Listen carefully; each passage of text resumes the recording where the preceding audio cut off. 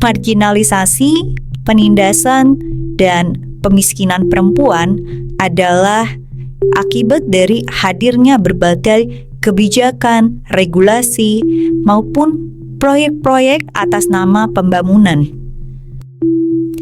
Solidaritas Perempuan mencatat bahwa proses pembangunan yang patriarkal dan diwarnai oleh penindasan serta pemiskinan telah berdampak serius terhadap sebanyak 7.595 jiwa di 57 desa di Indonesia yang mencakup sebanyak 3.624 jiwa korban perempuan dan 3.971 jiwa korban laki-laki. Ya dulunya itu waktu perusahaan Indah kan macam rahasia-rahasia kan, belum terbuka musim luas begini. Jadi yang kita orang tahu itu pertama pembebasan pinggiran sungai. Setelah berapa tahun berjalan ini digusur, dijadikan jalan tembus ke Penteng. Baru tak buka mata. Ternyata dibayar lalu itu saudara punya, bukan kita orang punya. 1% penduduk menguasai 59% lahan yang ada di negeri ini, dan tentunya memperparah ketimpangan agraria dan pemiskinan terhadap perempuan. Selain itu, berbagai kebijakan pembangunan seperti Undang-Undang Cipta Kerja telah memiskinkan perempuan melalui kejahatan yang sistemik, yakni perampasan tanah dan sumber-sumber kehidupan masyarakat. Lalu, seperti apa kira-kira dampak yang dialami oleh perempuan di akar rumput?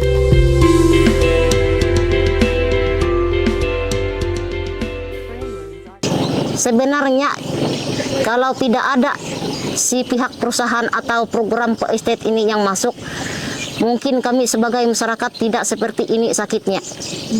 Kalau cari ikan itu nggak seperti sekarang, mudah-mudah aja cari ikan, cari sayur-sayuran, obat-obatan, pokoknya istilahnya makanan-makanan yang seharian kita itu semua di dalam situ.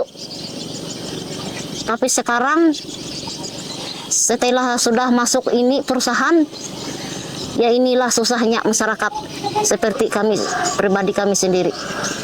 Yang telah nenek moyang tinggalkan dulu itu semua hilang.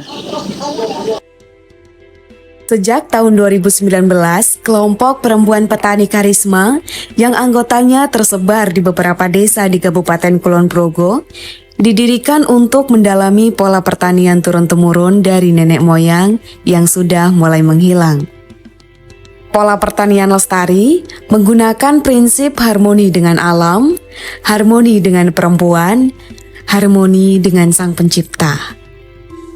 Kegiatannya ya menanam di lingkungan rumah dan membuat pupuk, belajar bersama dan menampung keluh kesah mereka juga. Yang sebenarnya PTPN itu merebut tanah kami itu sejak dari tahun 1982. Memang dulunya perjuangan itu diperjuangkan oleh orang-orang tua kami dulu.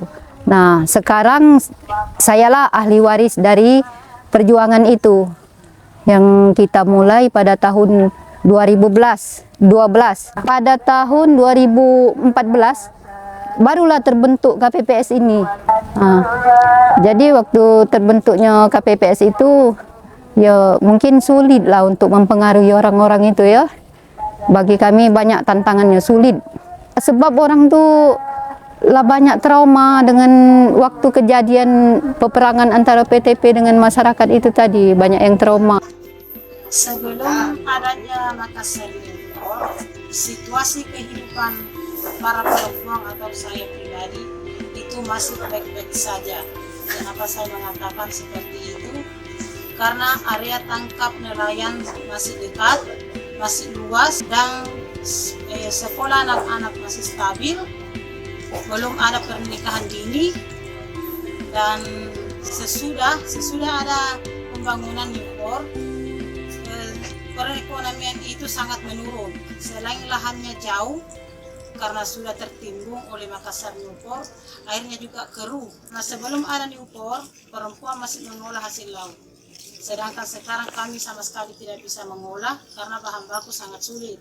Adanya PLT Poso Energi di tempat ini banyak merugikan masyarakat. Selama ini yang kami rasa, Kuala Poso kami sudah tidak bisa aktivitas. Anak-anak saja sudah tidak pernah mandi di Kuala Poso.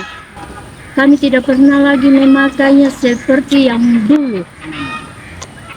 Kemudian Kuala Poso ini sekarang merusak kami masyarakat yang ada karena dampak pinggiran Kuala Poso tidak dipergunakan lagi. Kemudian airnya sudah tercampur bermacam-macam. Sudah ada oli, sudah ada apa semua.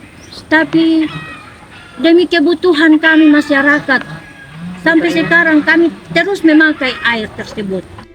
Proyek-proyek besar yang diklaim pemerintah sebagai bagian dari pemberdayaan lokal justru menjauhkan perempuan dari kearifan lokalnya, yang pada akhirnya semakin memiskinkan perempuan. Perempuan harus mencari alternatif keberlanjutan hidupnya, salah satunya dengan terpaksa bekerja ke luar negeri dan berjuang demi menyelamatkan kelangsungan keluarga. Minimnya perlindungan yang diberikan negara membuat perempuan buruh migran rentan mengalami kekerasan, pelanggaran HAM, eksploitasi, bahkan menjadi korban perdagangan orang.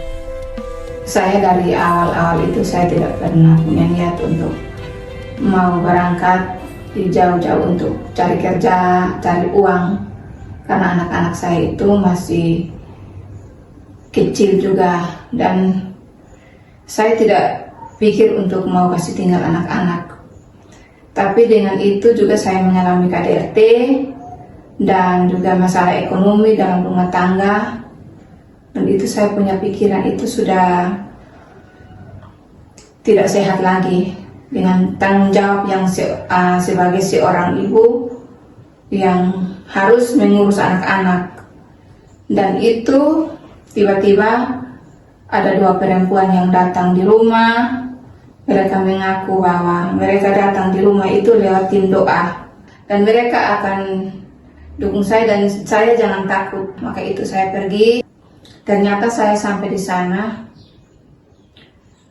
Yang dengan cara berdoa dan mereka jual nama Tuhan itu bukan seperti harapan saya. Dan saya mengalami penyiksaan di sana.